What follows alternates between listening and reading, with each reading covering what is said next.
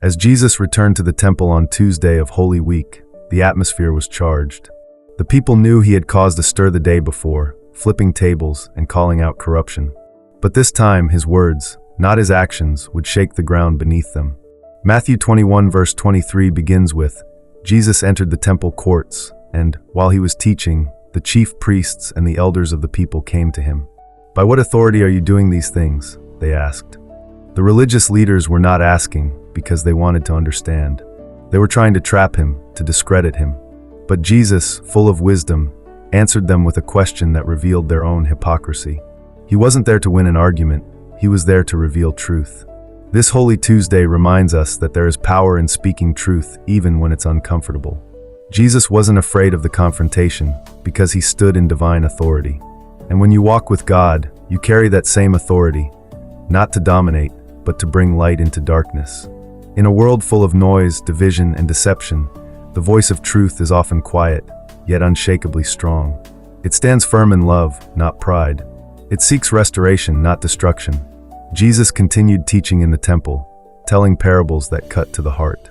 He told the story of two sons, one who said he would obey but didn't, and one who refused but later repented and did the will of the Father.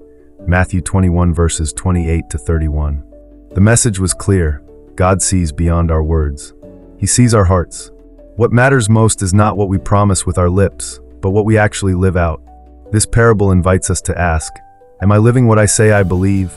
In the same chapter, he tells another story about wicked tenants who rejected the owner's servants and even killed his son. Matthew 21 verses 33 to 41. The religious leaders knew Jesus was talking about them, and they were furious. But instead of humbling themselves, they hardened their hearts. How often do we do the same? When God convicts us, do we turn toward him or away from him? God's correction is not meant to shame us, it's meant to bring us closer. Hebrews 12 verse 6 reminds us, the Lord disciplines the one he loves.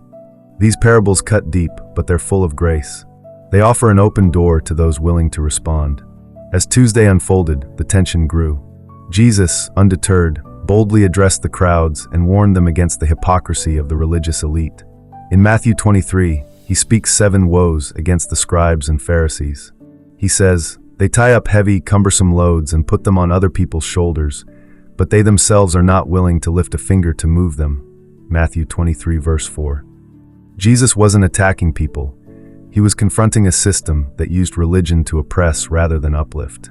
He was exposing spiritual pride. We must remember, holiness isn't about looking the part. It's about living with humility, compassion, and integrity. Jesus called the Pharisees whitewashed tombs, beautiful on the outside but dead within.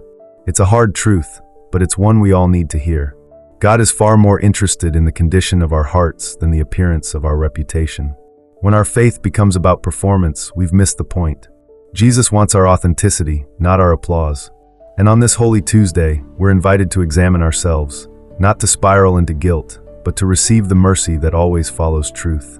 Yet, even as he confronted falsehood, Jesus wept for Jerusalem. Luke 19 verse 41 says, as he approached Jerusalem and saw the city, he wept over it. His heart wasn't filled with rage, it was broken with love. He saw the missed opportunities, the blind eyes, the people so close to truth but unwilling to embrace it. Have you ever wept over someone who didn't understand the love you were trying to give them? That's the heart of Jesus on this day. He wasn't arguing to win, he was pleading for hearts to open. Holy Tuesday shows us that truth and love are never separate in the kingdom of God. One without the other is incomplete. As we reflect, we can ask ourselves, do I speak truth with love? Do I correct others with a heart that wants to restore, not shame? Do I weep over the lost or only judge them? The world doesn't need louder opinions, it needs deeper compassion. 1 Corinthians 13 verse 1 says, if I speak in the tongues of men or of angels, but do not have love, I am only a resounding gong. Truth is not meant to be a hammer, it's meant to be a bridge. Jesus shows us how to build that bridge, word by word, tear by tear. So here we are, 2 days into the most sacred week of the Christian faith. And we're confronted not just by the questions Jesus answered, but by the questions he asks us now. Will you speak truth even when it's costly? Will you live your faith instead of just professing it? Will you let God examine your heart beyond the surface? Will you weep with those who weep? Jesus spent his last Tuesday before the cross not relaxing, but teaching. Not hiding, but revealing.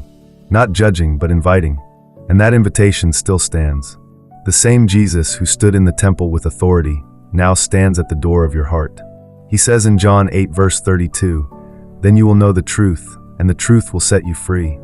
Freedom doesn't come from comfort, it comes from clarity. And truth, when spoken in love, has the power to transform everything. So take time today. Don't rush past these moments. Let truth search you. Let love soften you. Let grace carry you forward. Because the cross is coming, but so is the resurrection. And both are meant for you.